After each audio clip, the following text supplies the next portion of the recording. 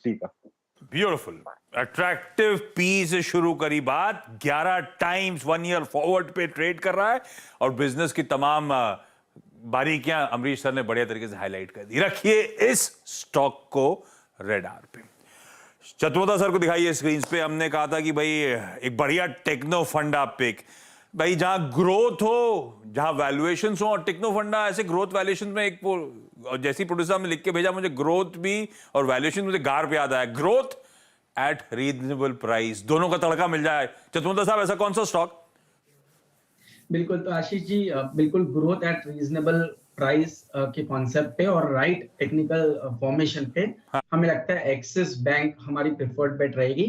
तो देखिए, सबसे पहले तो बैंकिंग की हम बात करें तो बैंकिंग एक बहुत ही स्ट्रक्चरल ग्रोथ मोमेंटम में आ रहा है, क्योंकि आप देखेंगे कि जो कॉर्पोरेट प्रॉफिटेबिलिटी थी वो काफी स्ट्रांग रही। हमारे जो मैक्रो कंसर्न्स है वो काफी कम होते हुए नजर आ रहे हैं। और आप देख रहे हैं कि कैपेसिटी यूटिलाइजेशन जो है वो 83-84% का काफी इंडस्ट्रीज में रीच हो चुका है। अब ये नई एक इन्वेस्टमेंट साइकिल शुरू होने वाली है जो कि केपेक्स को जबरदस्त ग्रोथ देगी, और ये केपेक्स बिना बैंकिंग के क्रेडिट ग्रोथ के पॉसिबल नहीं है।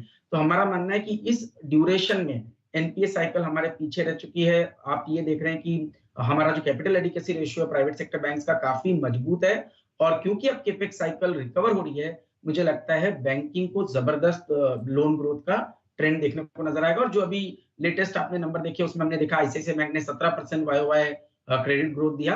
अब जो एस्टिमेट्स है वो ये कहते हैं कि 2023 और 24 में 16 और 17% की क्रेडिट ग्रोथ मार्केट एक्सपेक्ट कर रहा है, और वो भी तब जब आपकी क्रेडिट कॉस्ट काफी नॉर्मलाइज हो चुकी है।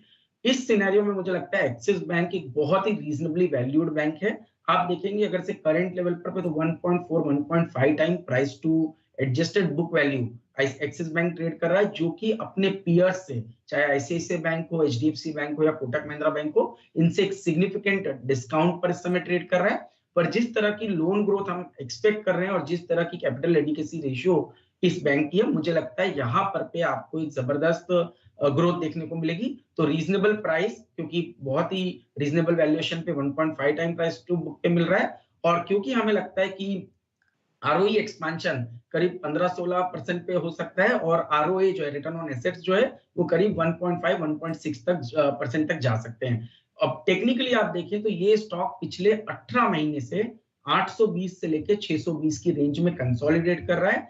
तभी हमने देखा पीयर सेट ने, आईसीआईसीआई बैंक ने नए ऑल टाइम हाई बनाया, पर अभी भी एक्सेस एक रेंज में। और अब मुझे लगता है जिस तरह से शॉर्ट टर्म मोमेंटम शुरू हुआ है, ये स्टॉक आपको नए ऑल टाइम हाई बनाता हुआ नजर आएगा।